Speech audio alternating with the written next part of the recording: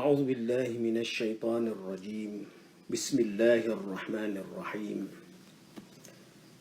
الحمد لله رب العالمين، والصلاة والسلام على سيدنا ومولانا محمد النبي الصادق الوعد الأمين، وعلى آله وصحبه أجمعين. اللهم لا علم لنا إلا ما علمتنا إنك أنت العليم الحكيم. اللهم علمنا ما ينفعنا وانفعنا بما علمتنا وزدنا علما، وأرنا الحق حقا وارزقنا اتباعه، وأرنا الباطل باطلا وارزقنا اجتنابه، واجعلنا ممن يستمعون القول فيتبعون أحسنه، وأدخلنا برحمتك في عبادك الصالحين إلى حضرة النبي محمد المصطفى رسول الله صلى الله تعالى عليه وآله وصحبه الكرام، ومشايخنا الفاتحة. أعوذ بالله من الشيطان الرجيم. بسم الله الرحمن الرحيم. الحمد لله رب العالمين، الرحمن الرحيم، مالك يوم الدين. إياك نعبد وإياك نستعين، اهدنا الصراط المستقيم، الصراط الذين أنعمت عليهم غير المغضوب عليهم ولا الضالين. آمين آمين يا رب العالمين.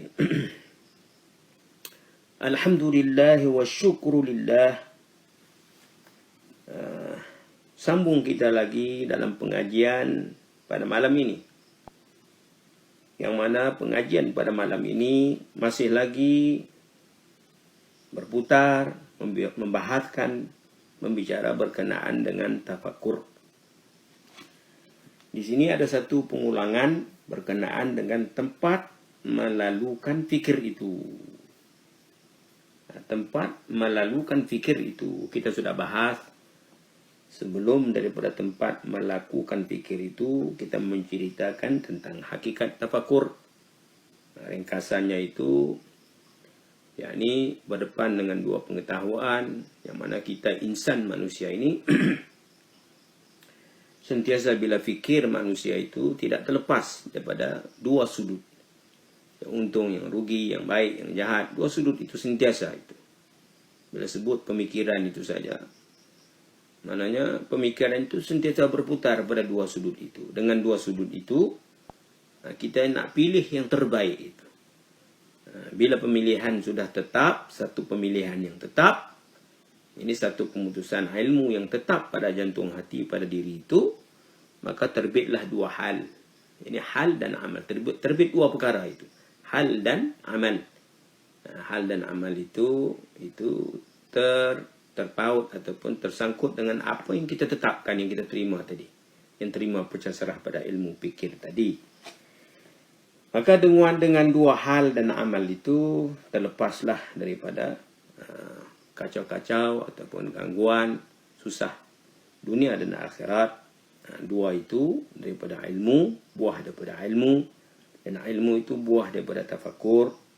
Dan juga kita bicara tentang hakikat tafakur itu, dinamakan juga tafakur itu wa'atibaran, wa tadhakkuran, wa nazaran, wa ta'ammulan, wa tadbiran.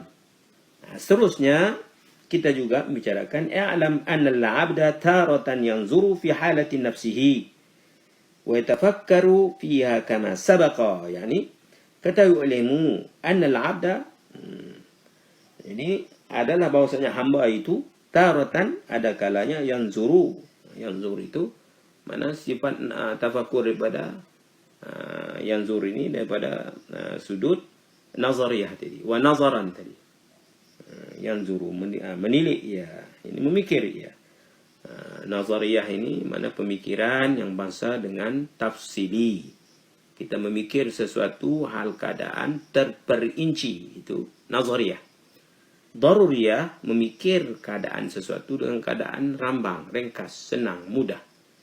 Tidak susah payah di situ. Pikir dengan sesuatu itu pada lapisan awal sahaja, apa yang nampak itu, pada surface-nya itu. Rambang, ringkas. Jadi pemikiran dua ini sentiasa berputar. Sama ada pemikiran jalan daruriyah ataupun nazariyah. Nazariyah ini penting dalam penetapan ataupun pada sudut mengisbat sesuatu. Ya. Taratan yanzuru fi halati nafsihi, terkadang menilik ia, yakni menjalankan bahagian nazariyah itu pada dirinya, fi halati nafsihi, pada dirinya, wa yatafakkaru, ya, dan berfikir ia.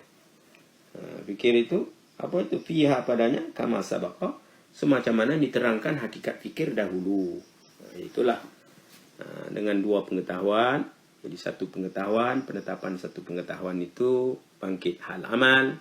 Amal itu membawa kepada kebahagiaan, ya, membawa kepada kecemerlangan, terlepas daripada kacau-kacau, kesusahan. Ya, bila dikait dengan diri itu, mana sama ada pada zat diri, sifat diri ataupun af'al diri. Dan wataratan, ada kalanya fillahi ta'ala, ada kalanya fikir itu berputar pada Allah Subhanahu wa taala, wa fi sifatihi, dan pada sifatnya, wa fi af'alihi, dan pada perbuatannya. Ketahui ini terjemahannya, ketahui olehmu bahwasanya hamba Allah itu ada kalanya ia menilik di dalam kelakuan dirinya, dan tafakur ia di dalam kelakuan dirinya itu, supaya mengetahui akan baik dirinya dan jahatnya itu. Itulah, ya, pada tiga sudut, tiga peringkat dalam diri itu, pada zat diri, sifat diri, dan af'al diri. Zat diri itu nak memastikan diri yang diri yang menetapkan, mana penetapan bahagian penetapan kepercayaan itu, ya, bahagian pusatan tumpuan, bahagian perbuatan, tiga sudut itu, ya. Kalau bahagian penetapan itu, penetapan pegangan atau penetapan kepercayaan itu, ya, itu dikaitkan dengan kalimah thayyibah itu. Ini asyhadu an la ilaha illallah wa asyhadu anna Muhammadar Rasulullah.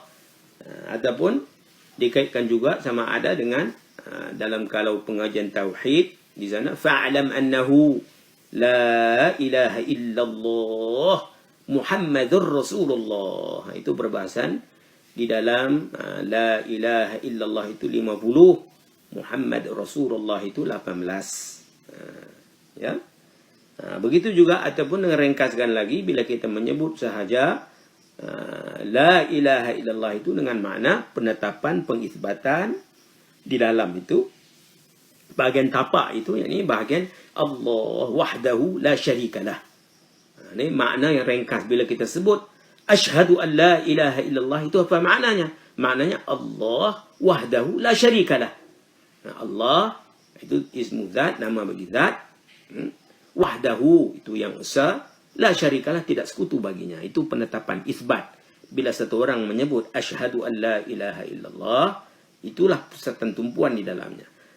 Wa asyhadu anna Muhammadar Rasulullah, bila seseorang mengucap wa asyhadu anna Muhammadar Rasulullah, ini penetapan di dalamnya itu Muhammadun abduhu wa rasuluh. Muhammad itu hamba, dan dia itu membawa risalah, abdu wa rasuluh, lagi dia itu membawa risalah. Jadi ataupun ringkasnya kata ulama, bila kita menyebut dalam kata umpamanya dalam sembahyang, bila kita mengucap kalimah syahadah dalam sembahyang itu, umpama kita mengucap asyhadu an la ilaha illallah, yakni kita isbatkan wahdaniyah Allah Subhanahu wa taala. Ini kalimat luahan percakapan lidah ini, dia terpusat kepada wahdaniyah. Adapun wa asyhadu anna Muhammadar Rasulullah terpusat pada risalah. Ini pengisbatan tentang risalah Nabi. Satu sudut mengisbatkan tentang keesaan Allah, satu sudut mengisbatkan tentang risalah Nabi. Dua pengisbatan di dalam ini. Ini bahagian tapak. Bila kita menetapkan dalam diri itu penetapan yang kukuh kuat, yakni kukuh kuat ini tidak ada bercampuran dengan yang lain lagi, sehingga penetapan dalam hati kita, dalam i'tiqad kita itu, pegangan kita itu, bahagian tapak itu tidak ada campuran yang lain, sehingga membara dan ketara, sehingga itulah ingatan kita setiap saat dan ketika, tidak ada lain ingatan yang lain. Sebab i'tiqad yang putus ini, wal gharadu min at-tafakkuri ayahsulal ilmi fi qalbihi Ayyasul ilmu fi qalbihi. Ayyasul ilmu fi qalbihi. Supaya hasil ilmu dalam hati, penetapan dalam hati itu. Fayujibu dzalika halan wa fi'lan. Jadi ilmu mana yang kita tetap dalam hati itu pasti dia akan naik kepada atas hal dan amal. Itu yang penting.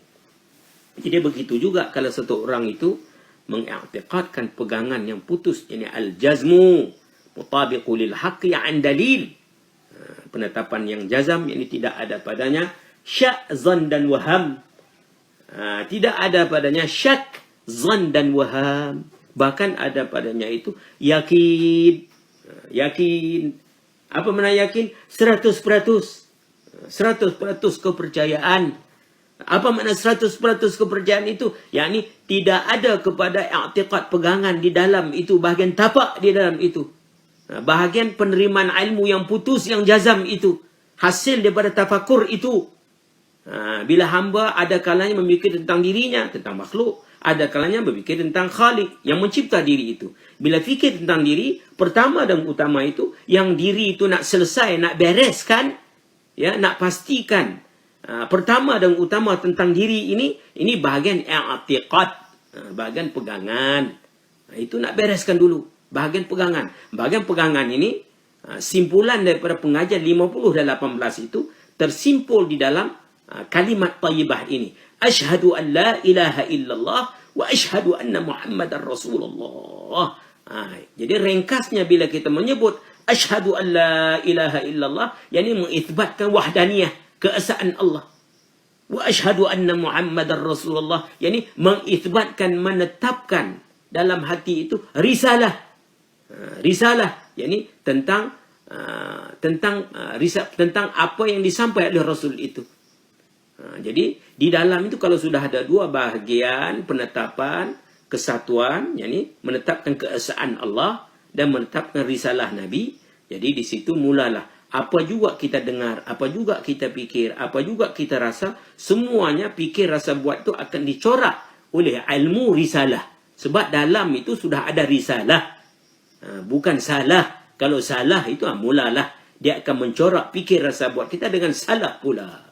Sebab itu penting dalam bahagian tapak di dalam itu mestilah mengisbatkan dua sudut ini. Sebab itulah kalimah tempat tapak kita nak tetapkan ini, kita nak bina di dalam ini, dia berdasarkan di atas dua kalimat ini. Dua kalimat ini direngkaskan dengan satu kalimat. Kalimat yang pertama itu, yakni asyhadu an la ilaha illallah, itu direngkaskan dengan wahdaniyah. Wa asyhadu anna Muhammadar Rasulullah itu direngkaskan dengan risalah. Dua ini, wahdaniyah dan risalah, penetapan itu tentang keesaan Allah dan tentang risalah, penyampaian Nabi, ilmu itu. Apa juga ilmu yang kita fikir ini? Semua ilmu yang kita fikir itu terbitnya daripada anbiya, awliya, siddiqin, syuhada wa salihin. Sebab di dalam itu sudah ada itu. Bila ada itu, suara di dalam bagaimana sekalipun dia akan terbit daripada situ. Kalaulah tidak ada penetapan risalah itu, mulalah suara yang keluar itu suara merapu, suara kacau lah. Tapi kalau seorang kata, bagaimana saya sudah belajar tentang i'tiqad itu, tapi tak keluar pun suara itu, masih belum mesra lagi lah itu. Kalau engkau belajar pada akal, engkau i'tiqad, kepercayaan engkau itu faham pada akal, tapi belum turun lagi pada tubuh. Belum lagi engkau ajar mengalami, merasai pada tubuh apa yang akal faham. Nak suruh tubuh faham, tubuh mengalami, merasai apa yang akal faham, mesti lama, berlamaan masa kita duduk senyap di situ. Tawajuh. Tawajuh, sebab itu bab tawajuh di sana, bab berhadap kepada Allah itu, di sana kita sudah bicara. Di tempat yang lain, tawajjah haitsu syi'ta. Tawajjah haitsu syi'ta. Ini hadap oleh kamu di mana saja kamu berhadap.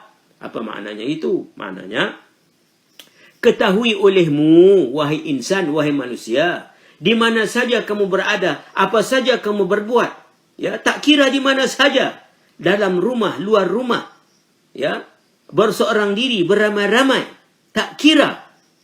Selagi mana, di mana saja kamu berada itu, ada kamu itu tidak boleh terlepas daripada berhadap dengan Allah. Itu tawajjah haitsu syi'ta. Penghadapan kamu itu sedang berlaku, sedang online, sedang berlaku. Antara kamu dengan Allah sentiasa berlaku, tidak terputus. Ketahui olehmu, itu kenyataannya. Jangan tahu yang lain, jangan terima yang lain. Kalau kita terima itu, pastikan pula kita merasai itu. Pastikan pula kita menetapkan yang kita rasa itu berpanjangan masa. Jangan rasa sekejap, macam sekelip mata, macam tegak gambar, macam flash, pelap-pelap, hilang pula. Tak mau itu. Yang dikenaki rasa itu duduk lama di situ. Masalah kita hari tak duduk lama.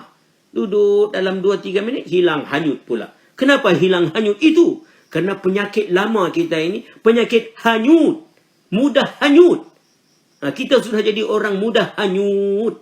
Sebab gelombang-gelombang di dalam pemikiran itu, karan-karan di dalam itu, arus-arus di dalam pikiran itu kuat.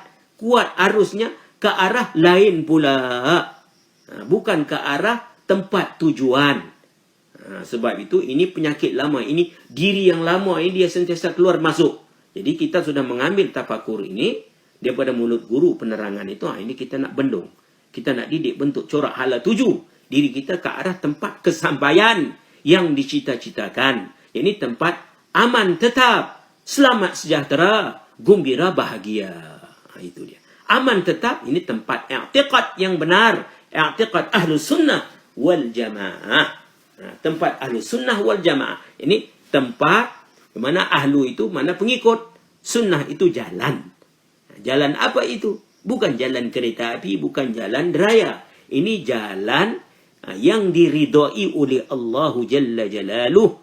Yang telah dijalani oleh Rasulullah, sahabat, dan yang mengikut sahabat. Dalam arti kata yang lain, sunnah itu dengan mana jalan, yakni jalan segala anbiya, awliya, siddiqin, syuhada, wassalihin. Itu makna sunnah. Apa makna jamaah pula? Jamaah ini, paham jamaah itu bukan orang yang furqah.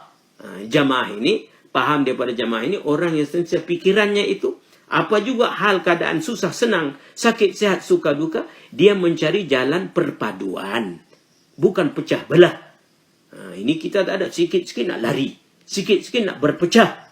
Itu kacau lah. Belum lagi ada jamaah itu. Pikiran jamaah itu belum mesra lagi. Sebab itu tiga ini mestilah digabungkan sekali. Ahlus sunnah wal jamaah. Bukan ahlul bid'ah wal furqah. Kita hari ini sebut pada lidah itu ahlus sunnah wal jamaah. Tapi pada tubuh mengalami merasai mudah sangat. Sensitif sangat. Mudah terasa sangat untuk furqah. Bukan untuk jamaah.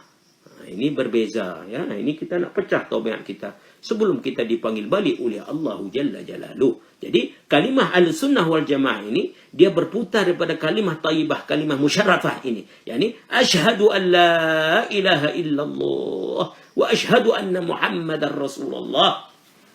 Sebab itu perbahasan tauhid itu fa'alam annahu, ketahui olehmu la ilaha illallah. Ini 50. Bila kita belajar 50 itu, maka sampailah kita kepada satu pusatan tumpuan, yakni wahdaniyah. Allah itu esa. Asanya pada zatnya, pada sifatnya, pada af'alnya. Begitu juga pengisbatan tentang Rasul. Jadi, apa juga kita fikir rasa buat, semua putaran fikir rasa buat kita itu dididik, dibentuk, dicorak oleh risalah Nabi. Apa juga yang Nabi cerita. Yakni, apa yang dicerita oleh segala anbiya, awliya, siddiqin, syuhada, wassalihin. Begitu. Jadi, bila penetapan itu terpusat kepada wahdaniyah, yakni Allah wahdahu la syarikalah, fa innaka mansur. Sebab itu, tawajjah haitsu syi'ta. Hadap oleh kamu di mana saja kamu berada. Yakni ketahui olehmu di mana saja, ke mana saja kamu. Bila kamu berada itu, di mana saja. Hakikatnya, kebenarannya, kenyataannya, kamu sedang berhadap dengan Allah Jalla Jalaluh. Walaupun pada zahirnya kamu sedang berhadap kepada masiwallah. Ini lain daripada Allah. Itu pada zahir. Akan tetapi sebenar-benarnya pada kenyataan, pada pemikiran ilmu yang sahih, yaitulah kamu sedang berhadap dengan Allah Jalla Jalaluh. Tawajjah haitsu syi'ta fa innaka mansur. pasti kamu akan ditolong. Jadi kalau itulah kepercayaan kita, kalau itulah pegangan kita, kalau itulah jadi ingatan tumpuan kita, yakni berdasarkan kepada Allah wahdahu la syarikalah itu, yakni Allah wahdahu la syarikalah, Muhammadun abduhu wa rasuluh, itu terbit daripada la ilaha illallah Muhammad Rasulullah. La ilaha illallah itu membuahkan Allah wahdahu la syarikalah. Muhammadur Rasulullah itu membuahkan Muhammadun abduhu wa rasuluh. Di dalam itu. Atau di bawah lagi, kalau la ilaha illallah itu menerbitkan wahdaniyah. Kalau Muhammad Rasulullah itu menetapkan risalah. Bila ada itu, maka akan timbullah hadir ingat tumpu. Hadir ingat tumpu ini ialah buah daripada penetapan kalimah i'tiqad itu, kalimah musyarrafah itu, kalimah tayyibah itu. Dua kalimah itu. Yang mana dikata oleh guru kita yang kita kasihi, sehingga jadi sedarah sedaging. Tidak ada lagi dalam darah daging kita sentiasa membara kalimah itu. Sampai ke situ. Jadi bila ada kalimah itu menjadi sedarah sedaging, maka dia akan naik hadir ingat tumpu. Bila naik hadir ingat tumpu, maka hilanglah syirk yang khafi. Begitu itu bahagian la ilaha illallah. Bahagian la ilaha illallah ini dia menafikan syirk yang khafi. Menafikan syirk yang khafi, yakni menafikan menyungutu Tuhan yang halus, yang tak sedar, yang khafi. Ini yang khafi ini lawan bagi yang jali. Menduakan Tuhan atau menyungutukan Tuhan dengan jali ini macam satu orang pergi sembah berhala terang-terang. Itu syirk yang jali, menduakan Tuhan dengan terang-terang. Adapun syirk yang khafi ini dia mendua Tuhan dengan cara halus, tak sedar. Begitu.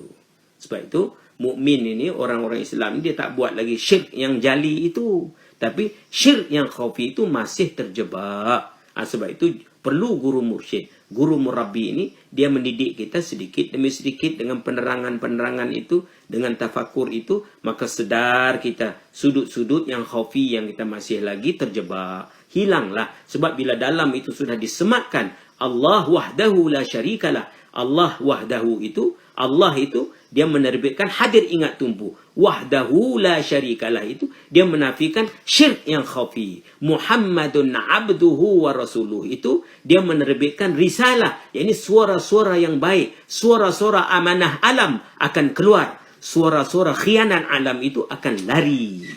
Itu bahagian sirri. Bila bahagian sirri sudah betul, ini bahagian yang paling dalam, tapak itu kita betulkan betul-betul, insya-Allah lambat laun satu ketika nanti dia akan naik meresap kepada qalbu, maka tertegaklah sifat mahmudah, ternapi pula sifat mazmumah. Sifat kepujian mahmudah, sifat mazmumah, sifat kekejian semua akan lari pula.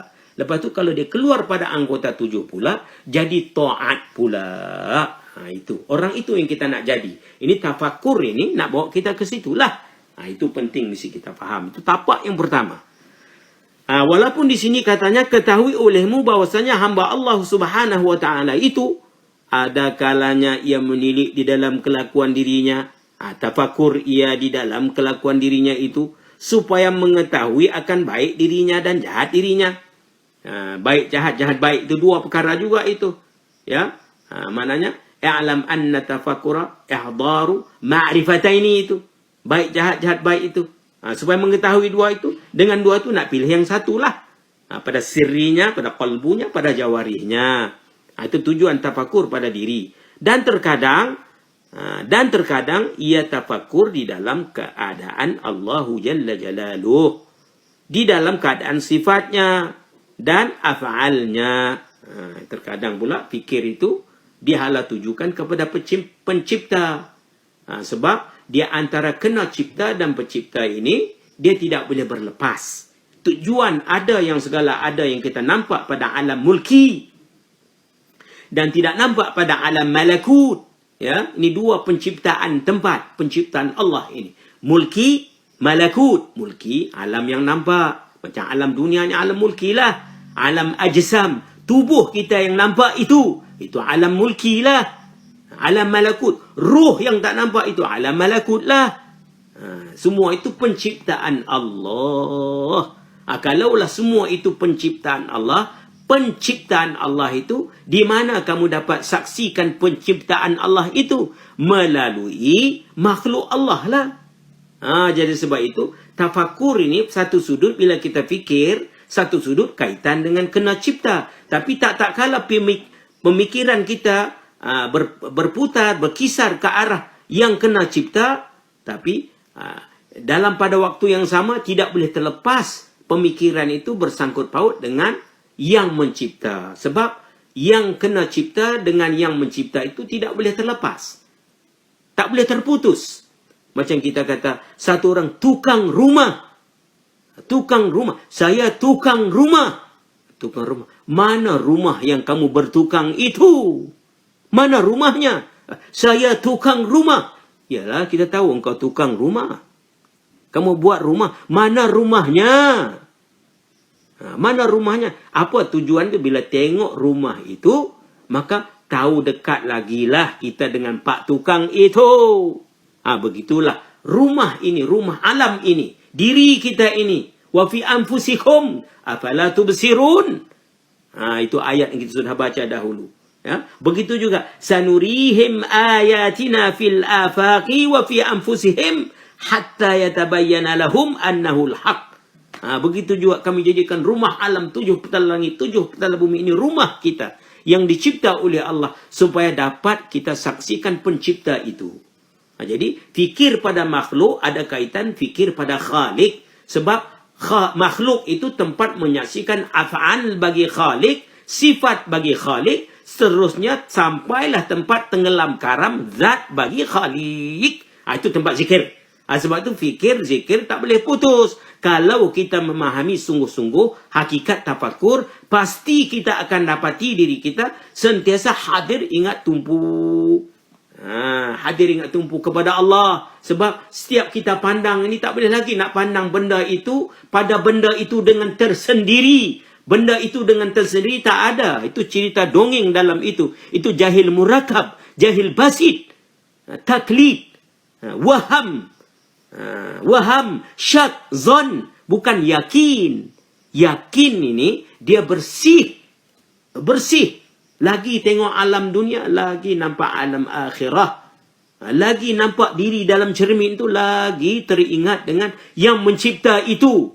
Sebab pandangan yang kita pandang sudah pandang dengan ilmu yang yakin. Bukan ilmu yang syak, zon, waham. Bukan ilmu jahil murakab, jahil basit. Bukan ilmu taklid. Bahkan kita pandang dengan ilmu yang al-jazmu mutabiqu lil haqqi an dalil. Ini dia panggil pandangan tauhid.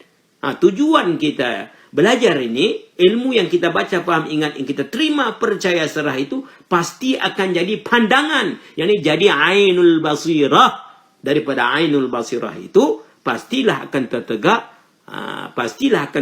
hakul yakin. Jadi ainul yakin, hakul yakin, ilmul yakin pasti akan didik bentuk corak hala 7, membentuk, membina ainul yakin. Ainul yakin lama kelamaan pasti akan didik bentuk corak hala 7 ke arah hakul yakin. Hakul yakin, himpunkan semuanya itu sama ada ilmul yakin, ainul yakin, hakul yakin, maka kita akan sampai kepada kamalul yakin. Sebab itulah lepas sembahyang kita suruh membaca la ilaha illallah, la ilaha illallah, la ilaha illallah Muhammadur Rasulullah. Ini ilmu yakin. Ini la ilaha illallah Muhammadur Rasulullah. Tidak ada padanya syak, zan dan waham. Tidak ada. Allah. Tidak ada padanya jahil murakab, jahil basit. Tidak ada. Tidak ada padanya taklid. Bahkan ada padanya dalil. Ada padanya mutabiqu lil haq. Ada padanya al-jazmu. Allah. Sebab itu kuat kukuh. Kalau sesuatu yang kita sebut, yang kita luahkan dengan lidah itu, daripada tempat jazmu, mutabiqu lil haq an dalil, pastilah kita akan ada satu perasaan hal yang kuat. Ilmu, hal. Hal, ilmu. Ilmu, hal. Hal, ilmu. Ilmu, hal. Hal, ilmu. Ilmu, hal. Jadi dia sudah jadi macam enjin dalam itu. Bila dah membara, barulah kita keluarkan amal. Amal yang terbit daripada ilmu, hal, hal, amal. Ilmu, hal, hal, amal. Itu kuatlah. Bila dia buat nanti tak letih. Lagi buat lagi seronok. Lagi buat lagi seronok. Sebab dia buat itu terbit daripada ilmu, hal, hal, ilmu, ilmu, hal, hal, ilmu, ilmu, hal. Ini dia kena panaskan dulu. Ilmu, hal, hal, ilmu. Sebelum buat itu. Sebelum fayujibu dzalika halan wa fi'lan itu, mestilah kita masakkan dengan ilmu itu. Dengan ilmu yang kita fikir. Wal gharadu minat tafakkuri ayyasulal ilmu fi qalbihi. Kalaulah ilmu yang kita pasak di dalam kalbu, kita terima, percaya, serah tanpa fikir panjang, i'tiqad yang putus itu, pastilah fayujibu dzalika halan. Halan wa fi'lan. Cuma fi'lan itu bila dia sebut nak mercik dalam, tengok keadaan itu dia ada kawalan. Kalau benda yang wajib, wajiblah. Kalau benda yang sunat, sunatlah. Kalau benda yang jaiz, jaizlah. Kalau benda yang haram itu, dia akan tegah. Timbul kekuatan itu untuk menegah. Kalau benda yang wajib, timbul kekuatan untuk berbuat. Itu dia tengok keadaan. Sebab ilmu hal, hal, amal. Ilmu hal, hal, amal. Hal itu sentiasa. Sebab itu, kalau kita jumpa seseorang ini, kita bertanya, kaifa haluka? Apa hal kamu? Hal itu. Hal di dalam itu. Tidak tanya apa af'al kamu? Apa perbuatan kamu? Tak. Tanya apa hal kamu? Apa hal? Apa hal kamu? Apa keadaan kamu? Yakni, apa yang kamu mengalami, merasai seronok, suka, senyum, kasih, gembira, bahagia ke? Ataupun jadi muram durja pula ke? Apa? Apa hal kamu hari ini? Rasa gundah, takut pula ke? Apa hal kamu? Hal itu disoal. Kaifa haluka? Kaifa haluka? Bila ditanya seorang itu tentang hal, boleh jadi dua perkara di antara jawapan yang disoal itu. Sama ada jawapan yang diberi itu, jawapan yang membawa kepada yashku, atau jawapan yang membawa kepada yashkur. Dua keadaan itu. Tak boleh lepas. Setiap manusia bila ditanya saja, maka akan berlakulah dua jawapan tadi. Sebab itulah kata Rasulullah sallallahu alaihi wasallam, pada satu ketika Nabi sallallahu alaihi wasallam bertanya kepada seorang lelaki. Apa katanya? Kaifa asbahta? Kaifa asbahta? Betapa engkau pagi ini? Yani apa hal kamu pagi ini? Kaifa asbahta?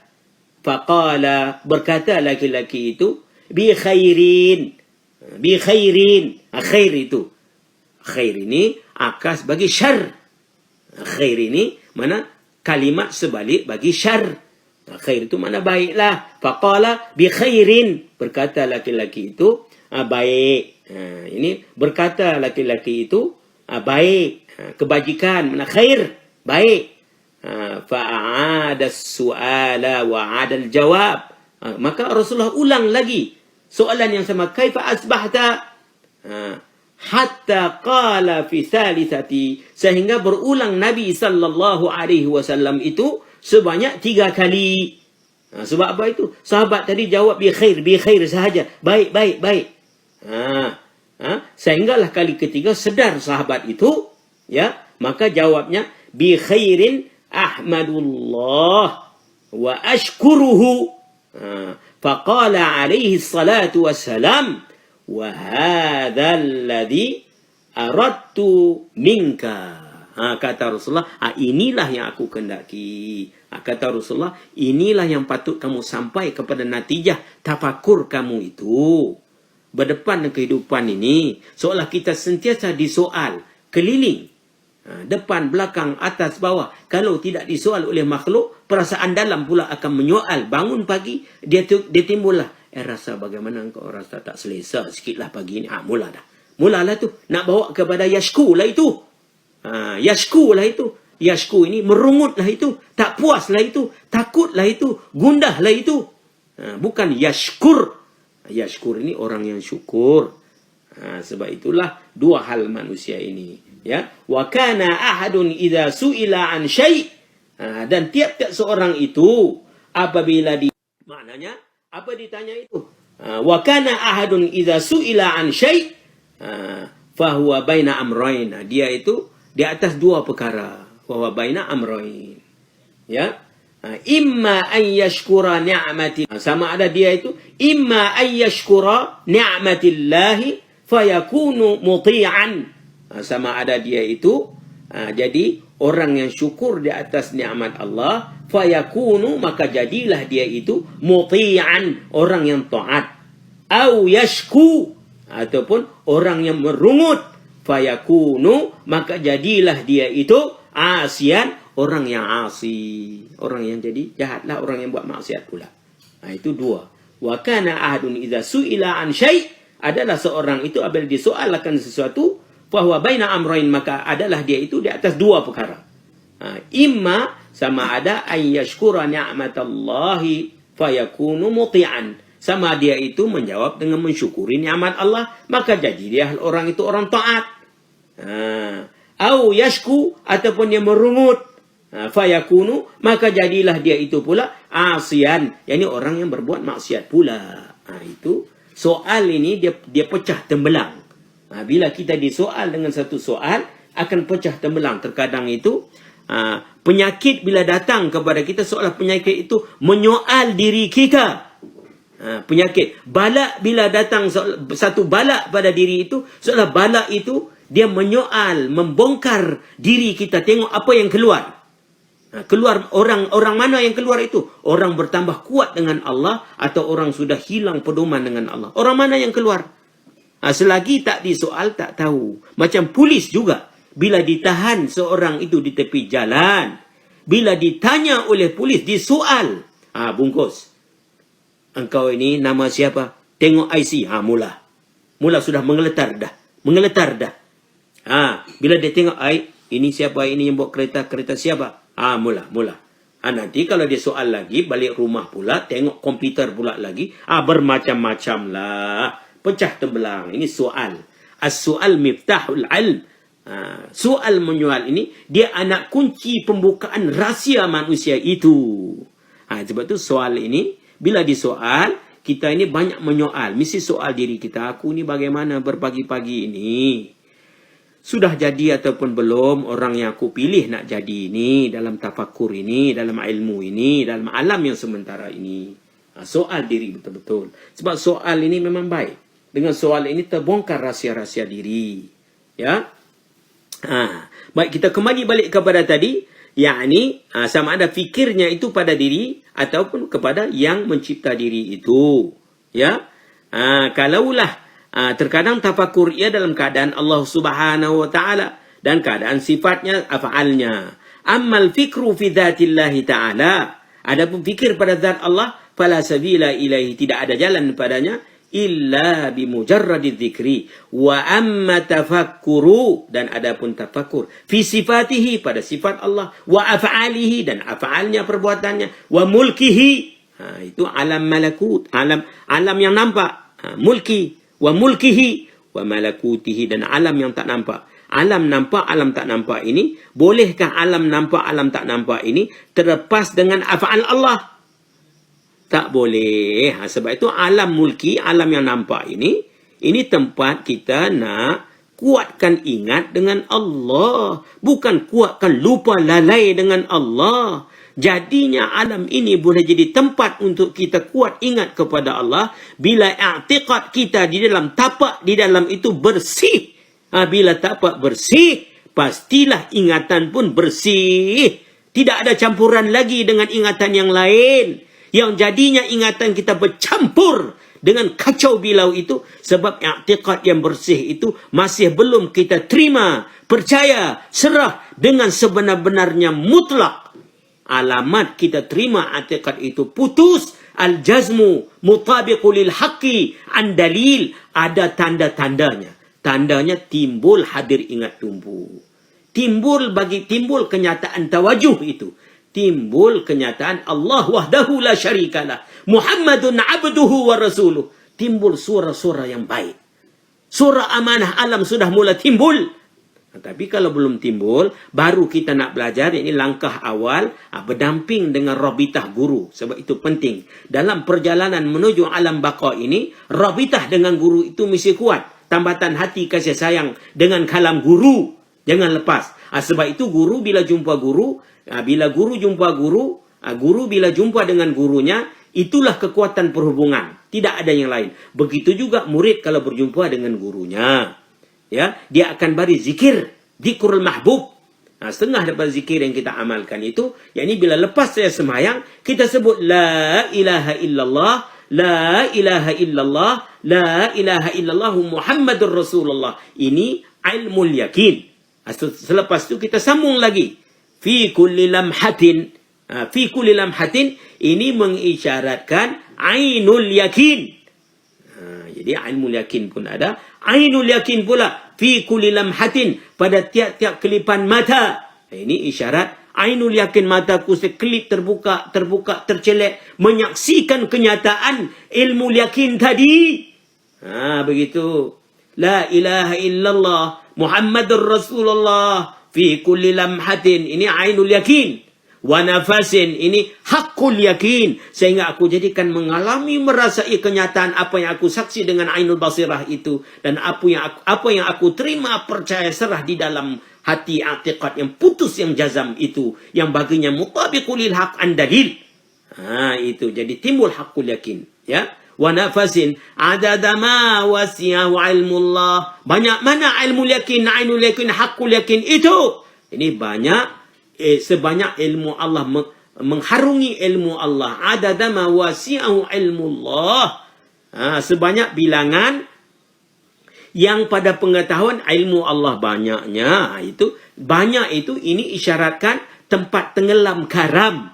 Bila dah tak ada lagi dah yang lain, semuanya ilmu yakin, ainul yakin, hakul yakin. Kalau kita amalkan selalu begitu, kita baca itu, kita tumpu, pejam mata tumpu di situ, ingat makna itu, sehingga tidak ada makna lain lagi bercampur dalam pikiran, rasa fikir itu, lama kelamaan, pastilah tubuh itu akan mengalami, merasai. Mula nak masuk pada tenggelam karam. Sebab itu, adadama wasi'ahu ilmullah ini menyampaikan seseorang itu kepada kamalul yakin. Sempat karam. Jadi, ilmul yakin, la ilaha illallah Muhammad Rasulullah. Fi kulli lamhatin, ini ainul yakin. Adadama, fi kulli lamhatin, ini ainul yakin. Adadama, la ilaha illallah Muhammad Rasulullah. Fi kulli lamhatin, ini tempat ainul yakin. Wa nafasin, ini hakul yakin. Adada ma wasi'ahu ilmullah, ini kamalul yakin. Nampak bacaan itu. Dia nak bina, nak didik, bentuk, corak. Hala tuju diri kita ke arah yakin semuanya. Tidak ada syak lagi. Sehingga boleh kita masuk tenggelam karam. Manusia itu pasti tenggelam karam. Sama ada tenggelam karam dengan masi wallah, yakni ghaflah, lupa lalai, syirk yang khafi, ataupun dengan risalah yang bujahal, yakni suara-suara pengkhianat alam itu yang dia tenggelam di dalam itu, ataupun dia tenggelam karam dengan Allah wahdahu la syarikalah Muhammadun abduhu wa rasuluh. Kalau itulah tempat karamnya, sampailah dia itu kepada kamalul yakin. Ini ilmu yakin, ainul yakin, hakul yakin, kamalul. Bila dihimpunkan tiga yakin itu, kamalul yakin pula. Kamalul yakin, sempurna keyakinan itu. Itu mana kamalul yakin. Sempurnalah bila dihimpunkan tiga itu. Itu maknanya. Jadi katanya di sini, ya, adapun wa amma tafakkuru fi sifatihi wa af'alihi wa mulkihi wa malakutihi fa biqadri ma yatafakkaru al-'abdu fi sifatihi wa af'alihi wa mulkihi wa malakutihi yazdadu fi hubbihi linkishafi jamalihi. Yani adapun tafakur pada sifat Allah, af'al Allah, alam yang nampak, alam yang tak nampak, fa biqadri ma yatafakkarul 'abdu, sekadar barang yang dipikirkan oleh hamba itu pada apa? Fi sifatihi, pada sifatnya, sifat Allah, wa af'alihi, pada af'alnya, af'al Allah. Di mana af'al Allah itu dapat kita saksikan? Macam tadi, tukang rumah, di mana kau nak tengok perbuatan tukang rumah itu? Pada rumah itulah. Pada kalau makhluk dengan khalik ini, tengok pada makhluk itulah nak faham khalik itu. Itu ya. Jadi kenyataan yang ada ini tidak lain tidak bukan tempat kita kukuh mengukuh hadir ingat tumpu, kukuh mengukuh i'tiqad kita itu. Kalau kita sudah ada i'tiqad itu yang kita baca, faham, ingat. Baca, faham, ingat i'tiqad itu. Kalau belum lagi, bacalah dulu. InsyaAllah, lama kelamaan, satu ketika lambat laun, dia akan masuk di dalam itu. Ya.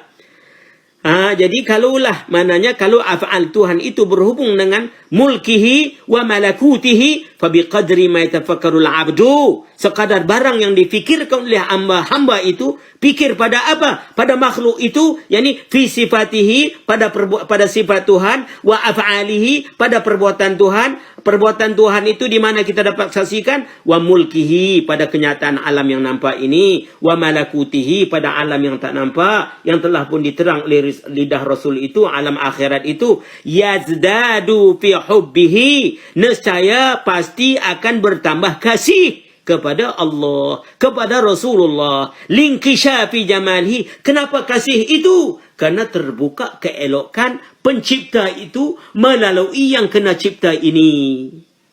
Barulah jadi orang yang hadir ingat tumpu. Sebab itu hakikat tafakur ini pasti timbul zikir. Kalau tak timbul zikir, masih berputar fikir pada fikir itu lagi lah. Peninglah. Pikir. Itu pening. Orang keluar. Orang masuk runabout. Tak nak keluar lah itu.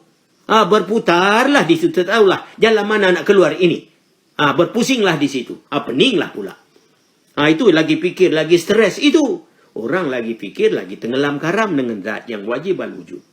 Sebab mulki malakut ini semuanya tempat menyaksikan sifat af'al. Sifat af'al itu tidak boleh terlepas daripada sifat. Sifat tidak boleh terlepas dengan zat. Sampai pada zat itu tempat kita berehat. Tempat kita rehat di situ. Tempat kita bertenang di situ. Tempat kita terima, percaya, serah. Macam waktu malam juga. Malam itu tempat berehat tidur. Siang itu tempat berfikir. Malam itu tempat berzikir.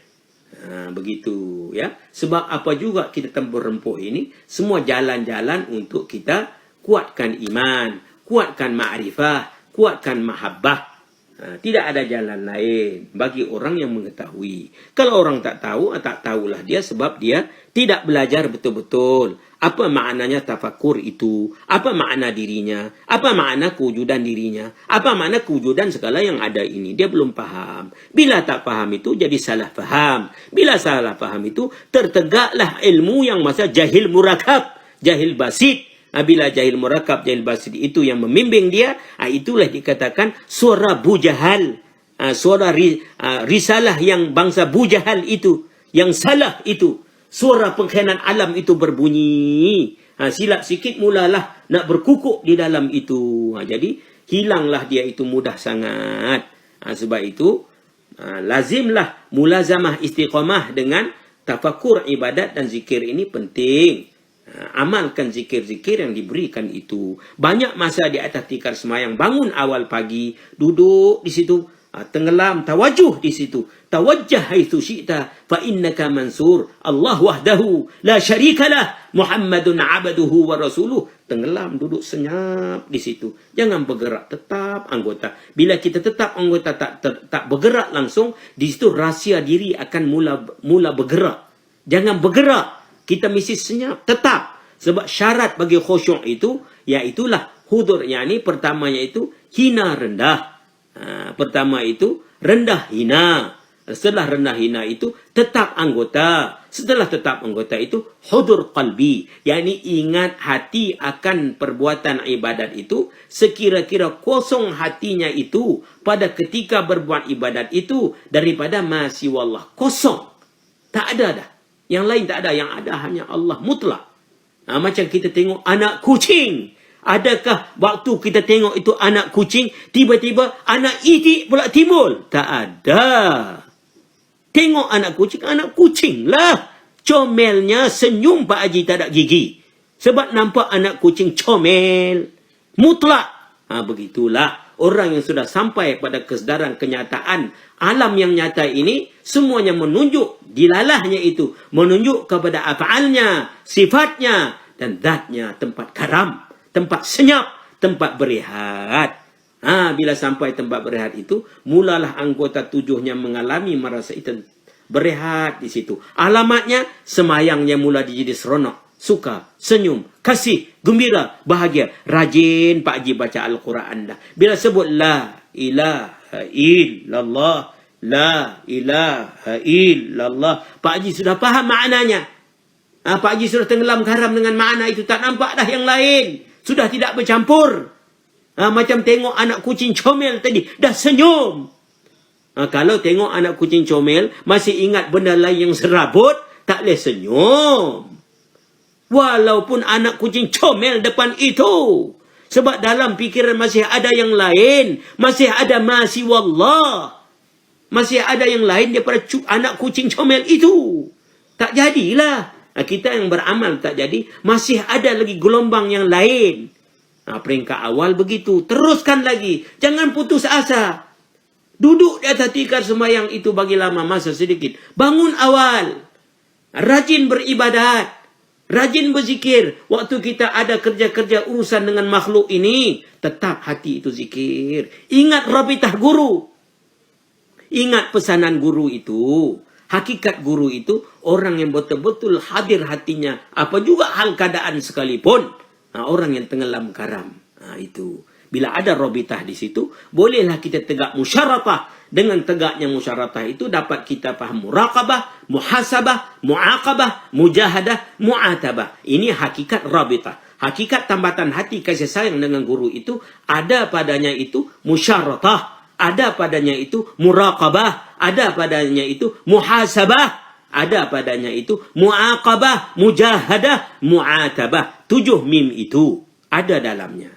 Ini tambatan, ya. Macam tadi kita sebut, la ilaha illallah itu kenyataan. Muhammad Rasulullah ini, dia nak menceritakan hakikat la ilaha illallah. Datang Rasulullah, diceritakan pada sahabat-sahabat. Sahabat dengar risalah Nabi itu, semua jadi tenggelam karam. Paham ilmul yakin, ainul yakin, haqqul yakin. Jadi mereka itu kamalul yakin. Sehinggalah berantai-rantai ilmu itu sampai kepada guru kita. Silsilah yang tidak putus. Maka guru pula menyambung cerita itu. Cerita yang membawa kepada menetapkan ilmul yakin, ainul yakin, haqqul yakin. Gabungan ilmu yakin, ainul yakin, haqqul yakin itu sampai kepada kamalul yakin. Dia cerita pula pada orang-orang yang nak mengambil jalan ini.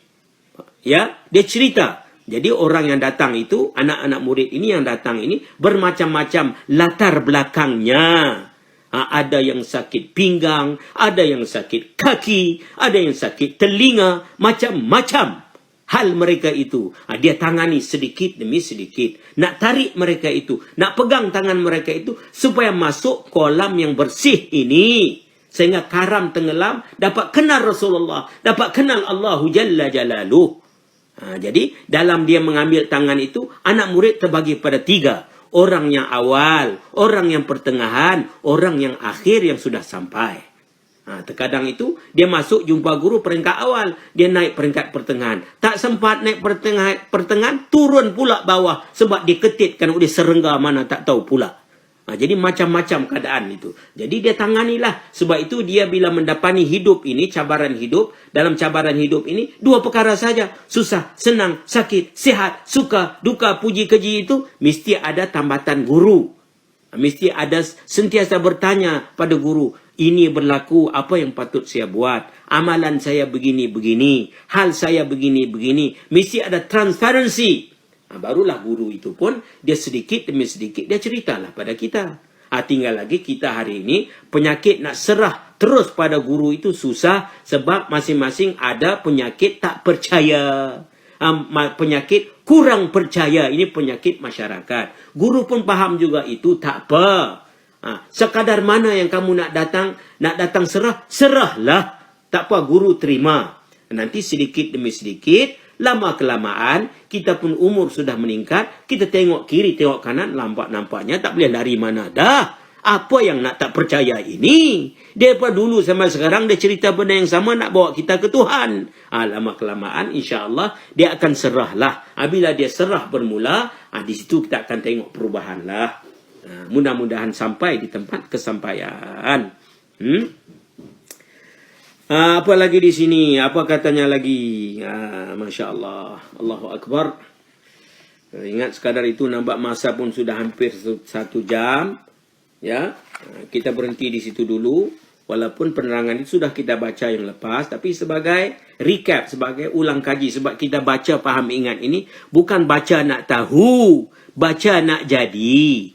Janganlah dengar pula suara dalam itu berbunyi, jemulah Tuan Syekh ni ulang perkara yang sama. Weh, suara apa yang bercakap itu? Orang bercakap ilmu yang sama tak jemu ilmu kekasih ini. Macam kau baca surat kekasih itulah. Walaupun 1000 kali baca, tak jemu surat kekasih. Kena baca begitulah. Janganlah dengar suara dalam itu. Ini dah terang, dah tahu. Tahu tak jadi kalau engkau tidak jadi apa yang kau tahu. Tujuan baca di sini yang kita baca faham ingat ini, baca faham ingat nak jadi, bukan nak tahu. Begitu kena ingatkan diri. Walaupun diulang 1000 kali, tak mengapa. Dengar lagi. Dengar lagi. Sehingga mesra darah daging kita. Amin ya Rabbal Alamin. Kalaulah ada soalan, boleh buat persoalanan.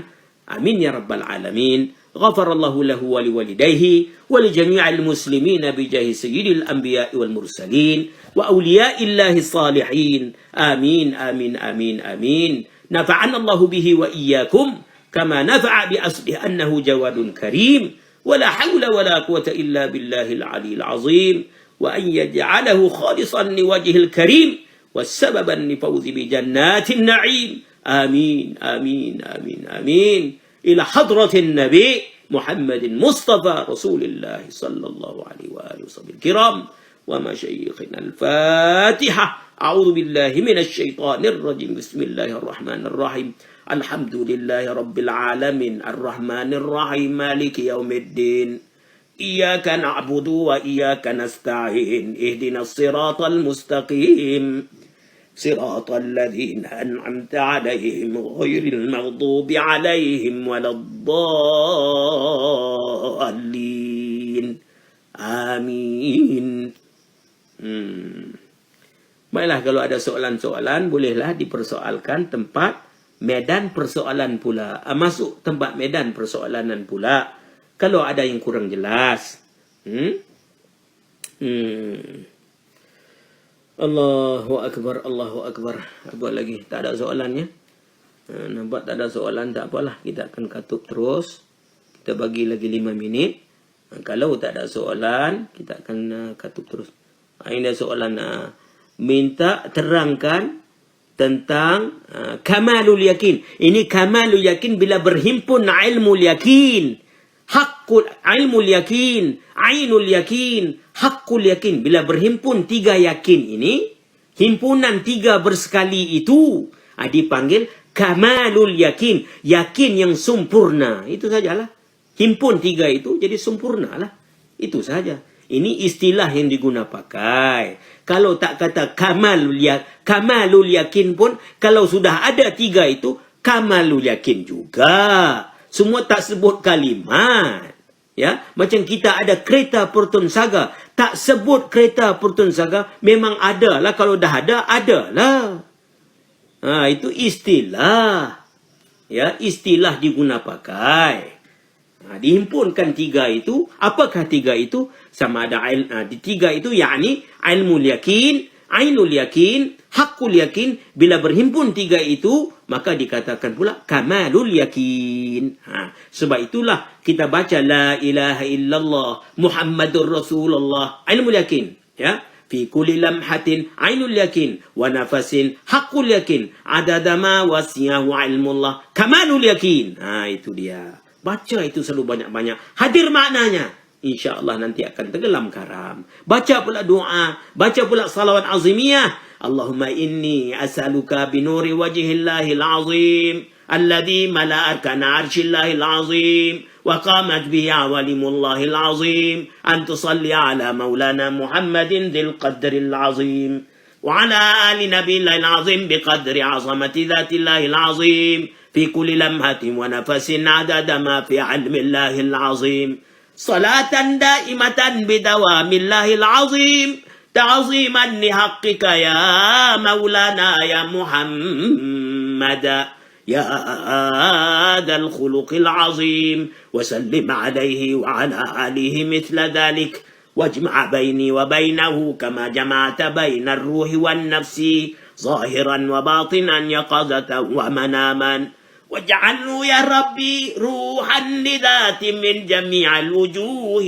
في الدنيا قبل الآخرة يا عظيم يا عظيم يا عظيم ya azim ya azim. Teruslah baca ya azim, tenggelam karam di situ, pejam mata rapat, tumpu pada hati itu sehingga tidak ada lagi telinga kita dapat mendengar, tidak ada lagi perasaan kita dapat kita rasai, bahkan ya azim ya azim ya azim ya azim ya azim ya azim ya azim ya azim ya azim ya azim, terus ronok kita ya dengan sebutan-sebutan itu pada lidah. Ini syukur lisan itu.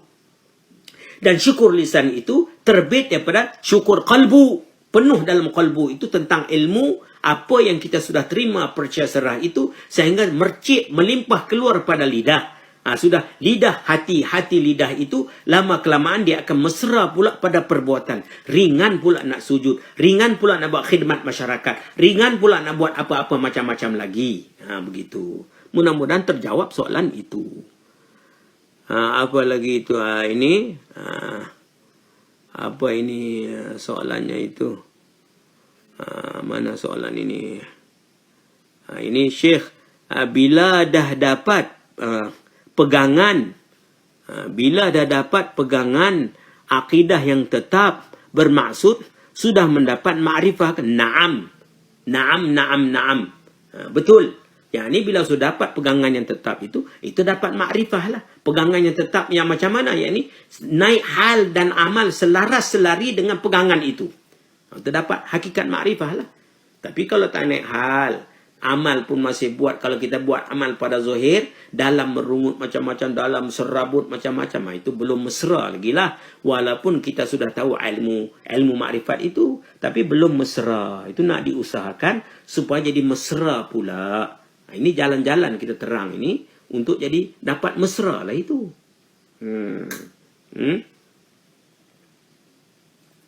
Mudah-mudahan terjawab soalan itu. Ya. Apa lagi di sini? Soalannya apa ini ya? Baik. Assalamualaikum. Saya masih mencari guru tarekat. Mohon tips. Mohon tips pula nak cari guru tarekat. Carilah guru banyak di sana itu yang dapat membimbing kita banyak. Tengoklah mana yang bersesuaian pada hati kita, yang boleh kita yakin dengan dia, boleh pegang tangan kita, bawa dapat penerangan yang jelas, kuat jiwa kita, faham 3 sudut itu. Sehingga tidak lalai setiap saat dan ketika, ikutlah guru itu. Ya, banyak guru di sana. Ya, selagi mana guru itu, jadi tahu, dikenal dia pengikut, pemegang i'tiqad Ahlussunnah wal Jamaah. Ya, dia mengikut salah satu daripada imam yang 4. Kalau imam mujtahid itu, yakni imam sama ada imam Abu Hanifah, Imam Malik, Imam Syafi'i, Imam Hanbali. Kalau di sini Imam Syafi'i lah. Pastikan dia dengan lari pada 4 imam itu. I'tiqad jangan lari daripada Imam Abu Hasan Asy'ari, Abu Mansur Maturidi. Begitu juga tasawuf jangan lari daripada Junaid Baghdadi, Hujjatul Islam Ghazali ataupun Abdul Qadir Jani. Apa juga guru-guru yang masyhur itu. Jangan larilah daripada 3 guru itu. Kalau satu guru itu dia berpegang pada 3 itu, itu tips yang jelas boleh kita ikut dia. Tak kiralah siapa juga. Apa lagi di sini? Assalamualaikum. Apakah adab yang perlu dijaga bila nak menceritakan perihal diri kepada guru?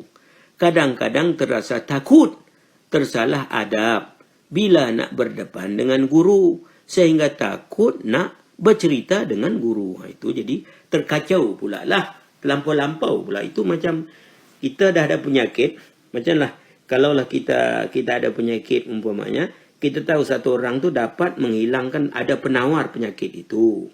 Kalau kita yakin sungguh penyakit yang kita ada ini ya dapat diselesaikan, dapat dibaiki ataupun dapat disembuh dengan satu orang ini, apakah kita nak kata segan-segan nak cerita? Kalau engkau tak cerita, penyakit engkau ni mungkin akan bawa maut. Penyakit engkau ni akan membawa kepada malapetaka yang lebih teruk. Takkan kita nak fikir malulah, adab. Tak ada, kita luah habislah. Itu kena tengok. Yang jadi sangkut-sangkut dalam itu, banyak cerita dalam. Tak kena itu. Kalau kita sungguh berjumpa guru ini dia nak basuh kita, nak bersih kita. Nak tolong saja. 1% saja guru itu dah tolong kau, dah pandai berenang, pandai terbang, pergilah, terbanglah. Selagi tak jatuh, terbanglah. Kalau jatuh, patah, datang balik, kita baiki. Itu saja guru, dia khidmat. Nak tolong. Macam mana dia ditolong oleh gurunya, dia nak tolong baliklah. Bagi mereka yang mahu. Kalau tak mahu, tak apalah. Itu terpulang masing-masing lah. Begitu. Ya. Jadi kalau kita dah jumpa guru, kalau kita dah yakin dengan guru itu, teranglah apa juga. Jangan kita simpan-simpan atau rasa susah nak terang. Kalau kita rasa susah nak terang, tanya diri, kenapa susah? Apakah susah ini dengan aku susah-susah tak ikut perasaan ini, aku ikut perasaan ini, apakah masalah aku ini dapat diselesaikan? Tanya diri. Begitu, ya. Mudah-mudahan dapat kita luahkan semuanya.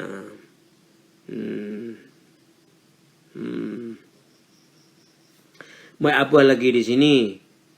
Nur, ini apa sebenarnya dalam kehidupan ini yang perlu kita rojok guru dan serah pada guru. Adakah semua aspek dalam kehidupan?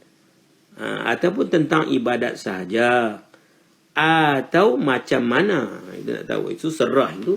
Kalau zaman sahabat tu diserah habis, ya. Kalau zaman sahabat itu peringkat masing-masing lah. Macam kita kata tadi, peringkat masing-masing lah. Ada satu orang jumpa guru, dia serah 10% dulu. Nak tengok dulu guru ni betul tak betul. Takut. Lama-lama dia tengok, terus serah 10%, dah dapat keuntungan besar lah. Serah 30% pula. Sikit-sikit lah. Ya. Ini masing-masing. Ini bukan cerita lidah. Ini cerita diri. Sekarang kita tahu penyakit masyarakat ini tidak percaya. Sebab berbunyi bermacam-macam. Guru itu buat ini. Guru itu buat itu. Dia takut. Betul lah. Memang ada bunyi cerita itu.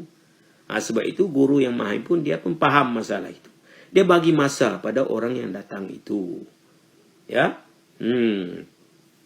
Tapi kalau dah bermasa-masa bertahun-tahun dan 10 tahun duduk, lapuk di situ lagi. Ini sudah kacau pula lah. Ini sudah jadi penyakit dalam sekam pula. Itu kena jaga. Ya.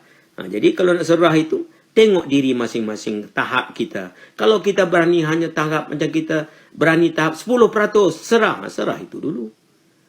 Tingkat demi tingkat, lama-kelamaan, penyerahan habis itu yang dikendaki. Penyerahan mutlak itu yang dikendaki. Tapi peringkat demi peringkat dicari jalan. Begitu. Ya. Mudah-mudahan terjawab. Kalau belum terjawab, soal lagi. Assalamualaikum. Mohon pencerahan bagi tambahan hati, tambatan hati berkenaan dengan 7 mim itu. Itu rabitah tadi. Macam kasih sayang lah. Macam kita kata rabitah ni tambatan kasih sayang. Itu dia panggil kalimat rabitah. Macam sahabat-sahabat semuanya ada tambatan kasih sayang dengan Rasulullah. Bila sudah ada tambat kasih sayang Rasulullah, mereka akan buat apa yang Rasulullah suka, apa yang Rasulullah tak suka. Itu isyarat daripada kalimat musyaratah. Musyaratah ini, apa yang Allah suka, apa yang Rasul suka, apa yang Rasul tak suka. Itulah yang mereka buat. Yang Rasul tak suka mereka tinggal. Yang Rasul kasih mereka buat. Itu masuk pada kalimat musyaratah. Ada syarat-syarat dia yang dia nak tegak. Ada perkara yang dia nak buat, ada perkara yang dia tak nak buat, ya. Itu menjadi maklum naluri macam kita kalau daripada luar negara, macam kita nak pergi orang negeri Britain, nak masuk UK, dia ada border, dia ada border control dekat itu. Kita nak masuk, ada passport control di situ. Bila nak masuk itu, semua dia tulis itu. Engkau nak masuk, engkau nak tambat dengan negeri kami, ada syaratnya. Syaratnya. Engkau kena ikut syarat. Bila dah tahu syarat itu, kita kena muraqabah. Muraqabah sentiasa mengintai diri kita. Engkau ikut tak ikut syarat rukun dalam negara itu. Mengintai diri. Supaya jangan kita terlepas. Jangan kita keluar daripada landasan-landasan syarat rukun itu. Muraqabah. Muhasabah, kita hisap pula lagi, sekali lagi. Lepas kita berada dalam negeri itu daripada pagi sampai petang, sebelum tidur tengok pula, tadi aku langgar, tak langgar syarat rukun berada dalam negeri ini. Itu muhasabah, dibuat selepas daripada muraqabah. Muraqabah buat waktu kita beramal, waktu kita berada dalam negara itu. Muhasabah ini setelah kita balik, masuk bilik nak tidur, tak buat apa dah di luar itu, tidak berhubung dah. Cuma dalam bilik kita muhasabah balik. Ambil perhitungan pula. Nak pastikan. Begitu. Itu. Kemudian itu kalaulah kita dapati diri kita masih lagi tidak mengikut atur cara tertib syarat-syaratnya itu, rukun-rukunnya itu, yakni musyaratah itu, dengan muraqabah muhasabah itu, di sini ada pula sudut. Bila kita dapati salah, maka timbul dalam hati itu menyesal. Kenapa lah aku buat ini? Aku dah masuk negara ini. Kalau aku buat langgar undang-undang itu, langgar undang-undang ini, nanti lambat laun aku akan dikeluarkanlah daripada negara ini. Jadi timbul menyesal dalam hati itu. Timbul menyesal dalam hati itu, dia panggil mu'atabah. Lepas itu bila dah menyesal, timbul kekuatan nak buat bersungguh-sungguh. Nak buat bersungguh-sungguh supaya dapat tegak musyaratah itu. Supaya dapat tegak muraqabah dan muhasabah sehingga tak terlepas lagi segala syarat rukun itu yang dia nak tegak itu dia panggil mujahadah. Bersungguh-sungguh dengan serius. Membuat kesungguhan dalam korban dirinya, masanya, hartanya, nak pastikan tertegak musyaratah dengan tempat dia rabitah, tempat dia tambat tadi. Itu bahagian mujahadah. Muaqabah ini bahagian hardikkan diri, ya. Umpamanya kalaulah kita hanya bermujahadah sahaja, diri itu masih degil lagi. Kita puasa pula diri itu, macam kita kata, kamu banyak berzikir, mesti banyak zikir, ini syaratnya. Tak berzikir juga, tak berjalan, puasalah. Itu dia buat macam penalti pada dirinya, itu muaqabah. Jika perlu gunakan muaqabah.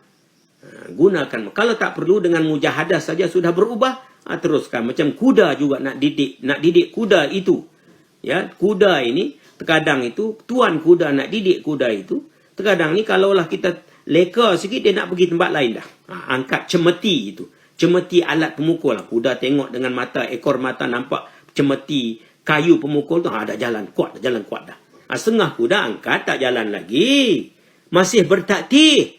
Masih jalan leka itu. Piap, kena sebiji belakang, barulah nak berjalan. Itu muaqabah. Muaqabah. Begitu juga kita hari ini, muaqabah yang masa Tuhan itu. Satu manusia tak berubah sebelum pergi masjid itu, jadi jahat dalam kampung budak itu. Tapi setelah datangnya muaqabah, kaki sudah bergantung di hospital itu, selama 4 bulan tak boleh berjalan, keluar hospital itu, maka jadi baik, lendik saja. Pergi masjid tak berhenti pula. Muaqabah lah itu. Muaqabah ini ada cara kuat, kasar, ada cara lembut. Kena tengok muaqabah itu. Apa yang berkesan, apa yang dapat didik bentuk corak diri itu, kita guna pakailah. Tapi kalau guru, berdepan dengan guru, dia ada muaqabahnya. Dia akan tengok. Sebab itu guru terkadang tu dia tengok, kalau anak murid sudah serah, dia tahu anak murid ini memang serah mutlak. Dia akan bagi. Engkau buat ini, engkau puasa itu, engkau jangan pergi sini, engkau lockdown, engkau buat ini. Mulalah tersangkut, berisahlah itu. Itu bahagian muaqabah lah itu. Macam kita kena lockdown ini, muaqabah lah ini. Muaqabah banyak manusia berubah. Mula sudah berfikir, mula sudah nak mendengar ilmu. Kalau tidak, tak ada, leka saja. Dari pagi-pagi, petang-petang, pagi, malam, siang, tak tahulah apa jadi.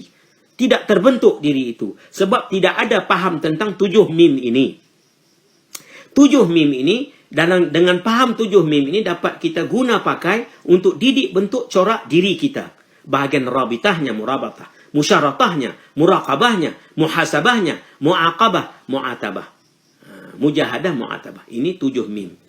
Ya. Jadi kalau kita ada rabitah dengan guru, dia akan tengok. Bila kita datang mengadu, Tuan Syekh, saya dah ikut Tuan Syekh, tak jadi begini, dia tanya, di mana musyaratah kamu yang kamu pagi, amalan pagi ada 7, amalan siang ada 7, amalan malam ada 5. Itu musyaratahnya. Kamu dah buat belum? Belum lagi Tuan Syekh, baru tak jadilah. Kenapa tak buat? Mula dia akan bagi. Saya susah begini, begitu. Mula dia buat cerita. Di situ guru akan perhati pula, tengok dia cerita itu bagaimana. Berapa banyak yang betul, berapa banyak yang tak betul. Sikit-sikit dapatlah guru itu mendidik, mencorak si murid tadi. Begitu. Itu kurang lebih penjelasan tentang 7 mim. Ya. Asalnya rabitah tambatan hati ini, satu saja rabitah. Dalam perkataan rabitah itu ada 6. Ini ada musyaratah, ada muraqabah, ada muhasabah, ada muaqabah, ada mujahadah. Tengok macam guru, cikgu di sekolah itu umpamanya. Bila dia mengajar anak murid di depan itu, tambatan anak murid dengan guru, cikgu itu dia panggil rabitah. Di sekolah dalam kelas tu ada perkara yang anak murid boleh buat, ada perkara yang anak murid tak boleh buat. Itu musyaratah. Jadi muraqabah pula ada mengintai, maknanya dia tahu, anak murid itu tahu cikgu sentiasa melihat apa kelakuan kita buat. Muraqabah ini macam kita kata ada pengawas. Kalau cikgu tak ada dalam sekolah itu, kalau dulu, zaman dulu dia ada pengawas. Dilantik seorang pelajar di antara pelajar itu, dilantik sebagai pengawas. Bila pengawas itu, semua orang nak bergerak, tengok pengawas ada tak ada. Dia jaga. Kunci geraknya itu. Lockdown geraknya sebab ada pengawas. Begitulah orang yang sudah tertegak muraqabah dalam dirinya sebab ada pengawas dalam itu. Apa dia nak buat, apa dia nak fikir, gerak-geriknya yang ada kaitan persembahan dia dengan makhluk, persembahan dia dengan Khalik, sudah pun terkawal sebab ada pengawas dalam diri. Ada sifat muraqabah. Kita yang tak jadi, ini muraqabah tak ada. Pengawas tak ada. Macam kita kata masuk satu pusat membeli belah, tidak ada pak guard. Kena curi selalulah. Kena curi selalulah tempat beli belah itu. Pak guard tak ada. Pak guard tu macam muraqabah lah. Orang yang sentiasa mengintai, melihat apa yang kamu buat, apa yang kamu fikir, apa yang kamu rasa, apa yang kamu buat, fikir, rasa, buat itu diintai oleh sifat muraqabah, mengintai dia. Supaya apa itu? Supaya bersungguh-sungguh kamu membuat apa yang kamu kata nak buat, itu musyaratah itu. Setelah terang jelas nyata, orang macam mana kamu nak jadi, orang macam mana kamu tak nak jadi, yakni 3 tadi. Pada sirrinya, pada qalbunya, pada jawarihnya. Dah terang. Dah terang orang itu kamu nak jadi, kena ada muraqabah. Kena intai diri kamu. Kalau tak ada muraqabah, tak ada muhasabah, tak jadilah. Sebab tabiat kita, diri kita yang lama itu, diri yang ghaflah, lupa lalai. Diri yang mazmumah, diri yang maksiat. Kalau ada taat pun hanya pada zahir. Kalau ada mahmudah pun sikit-sikit saja. Banyak masa di dalam kita ini ghaflah, lupa lalai. Jadi nak ubah tabiat kita ini, nak jadi orang baru ini, kena ada muraqabah. Sebelum ada muraqabah, kena jelas musyaratahnya. Jelas musyaratah itu, orang macam mana engkau nak jadi. Orang macam mana yang kau tak nak jadi, yang kau dah jadi. Bagaimana nak pecah itu? Nak ubah diri ini. Ini jalan dia. Ini tarekat lah. Tarekat ini nak baiki diri. Guru ini sebagai membimbing, pegang tangan. Bagaimana dia nak bimbing diri kita sedikit demi sedikit. Dapat didik bentuk corak. Hala 7. Sebelum pejam mata, kita bersih diri daripada syirk yang khafi. Bersih daripada jahil murakab, jahil basit. Bersih semua itu. kalau tidak ada pemimpin, kalau tidak ada murabbi mursyid. Jadi kalau tak ada nak pakai diri sendiri, boleh juga lambat sikit lah. Lambat sikit lah. Dan bahkan bukan lambat, terkadang macam-macam terbantut pula. Terbantut, macam-macam lah. Sebab itu, yang baiknya jalan tu bila ada guru, mesti taat dengan guru. Taat, dengar patuh apa guru cakap, buat amal.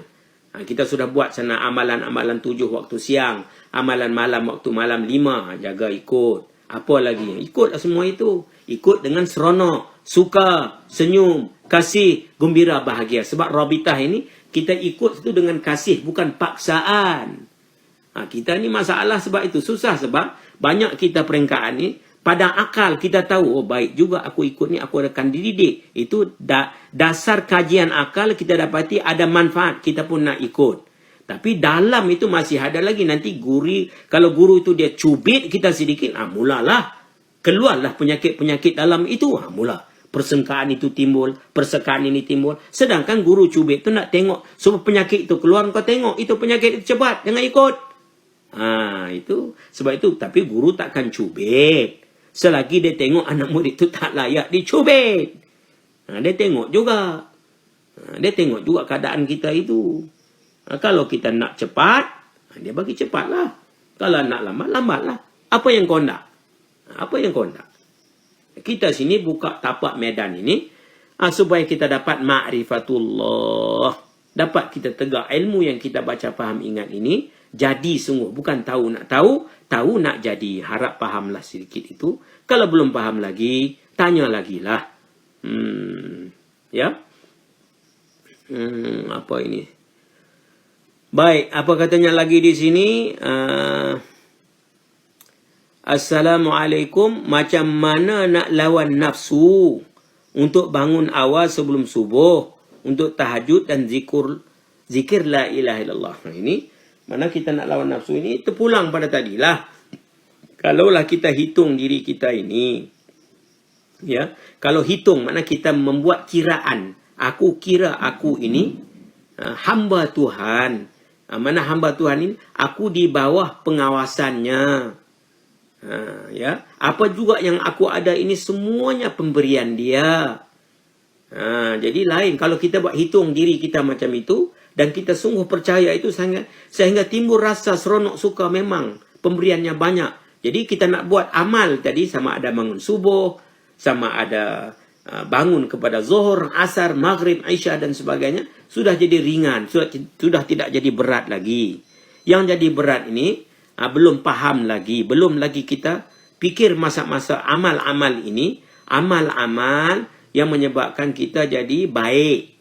Ada rasa berat itu, dia itu tidak pandang lagi. Rasa berat itu memang naluri bagi peringkat awal.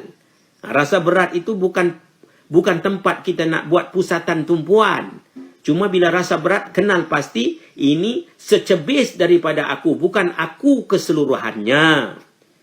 Rasa berat ini memang pada awal akan naik. Macam orang baru belajar, orang baru masuk gym center itu, fitness center, pada minggu pertama ini rasa berat sikit lah. Urat sakit, otot pun bengkak. Pergi pula teringat alamak instruktur mursyid itu nak taruh pula lagi 10 kilo bungkus. Beratlah itu minggu pertama. Dia sangguplah, dia kena pergilah. Walaupun rasa bagaimana dia tak kira. Sebab dia nak. Itu nak lah kalau kita nak. Kalau kita nak 1000 ikhtiar. Apa juga kita akan usahakan. Jadi jawapannya, kalau kita nak bangun pada subuh, tahajud, nak buat zikir itu, kemahuan itu mesti kuat. Melebihi perasaan-perasaan yang tak mau itu. Kalau perasaan nak itu lemah, tak jadilah. Perasaan nak itu mesti kuat sungguh. Alamat kuatnya, bila sampai waktu bering, jam pukul 5 bunyi, bangun. Ini bering, rasa tak nak. Rasa mana yang kuat? Rasa nak itu mesti kuat daripada rasa tak nak. Bagaimana nak timbulkan rasa yang rasa nak itu kuat? Sudah kita putus dengan keputusan yang tetap. Aku besok apa jadi pun nak bangun. Putus yang tetap, yang kuat itu. Terima, percaya, serah. TPS tadilah. Jadi bila bangun bunyi bering pukul 5 itu, melompat Pak Haji, Mak Haji bangun, terpacak di situ pula. Bersedia pula, macam askar pula. Kok mana itu? Sebab dia sudah ingat dirinya betul-betul. Ataupun dia bangun dengar bunyi juga loceng kering jauh di telinga itu. Bunyi suara, tidurlah awal lagi. Mulalah, tak ada lah itu. Itu engkau kata lain, kau buat lain. Tak jadilah. Kata kita itu mesti di kota. Ini yang kita masalah hari ini, banyaknya kita kata lain. Bila berdepan agaknya sedap tidur, sejuk pagi, mula cerita lain berbunyilah. Itu tak maulah itu. Ya. Tak mau begitu. Jadi kemahuan kehendak itu mesti lebih kuat daripada kehendak yang tidak mau itu. Baik. Apa lagi di sini? Bila nak balik Malaysia? Ini soalan bila nak balik Malaysia pula. Memang sudah di Malaysia pun, nak balik Malaysia pula. Malaysia sudah ada dalam Malaysia. Nak balik Malaysia. Baik, apa pula lagi? Syekh, apakah itu zikir? Apa ni? Zikir tafrijiyah. Zikir tafrijiyah. Yang kita tahu salawat tafrijiyah. Ini zikir tafrijiyah pula. Tak pernah kita dengar lagi lah. Tak tahulah kok ada pula ada guru-guru yang mengijazah zikir tafrijiyah pula. Kita pun nak dengar jugalah. Mohon pencerahan. Tak tahu, tak pernah dengar zikir tafrijiyah. Yang dengar salawat tafrijiyah adalah salawat tafrijiyah itu yang kita bacalah 4,444 kali itu. Itu salawat tafrijiyah lah itu, bacalah, banyak rahsianya. Rajin baca salawat itu bagus. Ya, ada 6 rahsia di situ yang dihubung kait dengan anbiya, awliya, siddiqin, syuhada, wassalihin. Baca rajin-rajin salawat itu, ya. Apa lagi soalan di sini? Assalamualaikum, apakah cara tarbiyah guru kepada murid itu? Ada pelbagai cara. Yalah, berbagai cara lah. Tengok murid itu tak sama perangainya. Kalau murid itu perangai tertentu, guru itu dia bijaksana bagaimana nak didik bentuk corak anak didik bentuk corak anak murid itu tak sama. Macam kita nak didik bentuk corak umur budak sekian dengan umur budak yang agak rendah dibanding dengan umur budak yang agak tinggi, kan tak sama. Memang tak samalah. Apakah cara tarbiyah guru kepada murid? Dia akan yang pertama itu mendidik ilmu lah, bagi faham terang jelas nyata ilmu itu, terang bab rabitah itu, ya. Terang ke mana dia nak bawa anak-anak murid itu, sehingga anak murid itu jadi terang. Guru orang ni dia nak bawa aku kepada Allah, kepada makrifah. Apa makrifah? Dia terang kalimat makrifah itu jelas. Kalau tak jelas tanya sampai faham. Itu jalan-jalan awal ilmu lah. Setelah ada ilmu, kita baca faham ingat ilmu. Sudah baca faham ingat ilmu, amalkan apa yang baca faham ingat. Sudah amalkan, ikhlas sepenuh hati. Sudah ikhlas sepenuh hati, berbetulan dengan sebenarnya. Sudah berbetulan dengan sebenarnya, hadir hati serta berkekalan, apa juga hal keadaan sekalipun. Sama ada susah senang, sakit sihat, suka duka, puji keji, sokong bangkang, dapat tak dapat, apa juga halnya, tetap hadir hatinya kepada Allah, memandang afaalnya, sifatnya, zatnya, terus tenggelam karam dengan zat itu. Ingat sepanjang masa. Itu guru nak bimbing ke arah itulah. Penerangannya pun tak ada lagi. Memang selalu ke arah itu. Harap terjawab soalan itu. Assalamualaikum, apa lagi di sini? Adakah hubungan guru dan murid boleh terputus? Karena kadang murid terasa tambatan dengan guru itu putus. Benarkah tambatan murid dan guru itu boleh putus? Karena murid itu lama sepi dan tidak mengikut nasihat guru pula. Yalah, itu maknanya kalaulah kita sudah ada hubungan dengan guru itu, antara guru dengan kita, guru tak putus. Ya, macam kita kata, kita anak si anu. Jadi adakah kita dengan tidak ingat pada anak pada seorang itu, apakah kita terputus dengan bapa itu? Tak terputus, itu pertalian darah. Adapun guru ini pertalian ruhani. Ya, pertalian ruhani. Guru sebenarnya guru, bagaimanapun anak murid itu dia sentiasa berdoa. Dia tidak ada putus. Yang putus itu murid yang buat kacau bilau. Ya, yang buat perasaan itu, persengka ini. Jahilnya itulah tak habis lagi. Dia masih belum matang. Dia masih lagi ada keanak-anakan di dalamnya. Kebudak-budakan di dalamnya. Keremajaan di dalamnya. Belum kematangan lagi. Jadi hakikatan sebenar-benarnya tak putus. Guru itu sentiasa tidak putus dengan anak muridnya. Cuma lagi anak murid itulah terasa terputus sebab dia tidak ikut jalan-jalan nasihat guru. Ya. Jadi bila dah tahu begitu, jangan buang masa lagi. Ada masa, banyakkan masa itu dengan amal-amal yang baik yang ditunjuk ajar oleh guru itu. Mudah-mudahan terjawab. Assalamualaikum ya Sayyidi, bagaimana kita hendak tahu sama ada kita tergolong dalam golongan orang yang syirik yang khafi itu. Syirik yang khafi itu maknanya kita banyak bila kita pandang ini, kita pandang sesuatu itu, macam kita pandang, nak tahu syirik yang khafi itu, maknanya bila banyak dalam jiwa kita ghaflah, lupa lalai, itu alamat ada syirik yang khafi.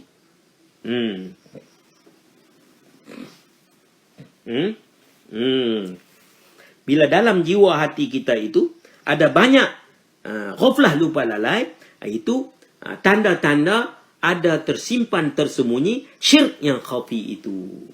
Diusahakan di atas ingatan yang banyak supaya timbul hadir ingat tumpu. Ya.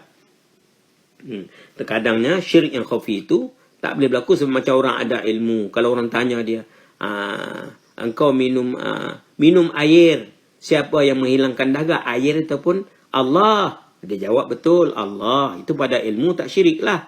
Dia jawab. Tapi pada pengalaman mengalami merasai itu, mungkin dia ada kepercayaan yang lain, cara halus, cara habuk-habuk halus di dalam itu. Habuk-habuk yang kotor di dalam itu. Masih ada sudut itu. Sebab itu jalan nak basmikan itu, mesti tegak di dalamnya itu. Tapak Allah wahdahu, la syarikalah, Muhammadun abduhu wa rasuluh. Sentiasa bertawajuh sehingga datangnya mansur, yakni pertolongan itu pasti akan datang. Datang pertolongan itu, maka segala syirik yang khafi itu akan hilang.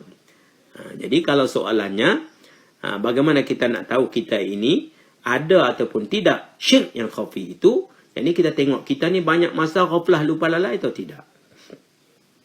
Kalau kita misalkan 24 jam itu 24 kotak. Ghaflah, lupa lalai itu taruhlah warna merah. Hadir ingat tumpu, taruhlah warna hijau. Agak-agak hijau banyak, merah banyak. Oh, kita kata, oh hijau banyak weh. Baguslah. Usah lagi lah. Tapi kata, oh merah banyak tuan si. Maknanya itu adalah tanda-tanda syirik yang khafi di situ. Cara tersembunyi. Corona menyorok di dalam itu. Corona menyorok dalam itu. Itu kena tengoklah. Ya. Mudah-mudahan terjawab. Baik, apakah 5 amalan siang?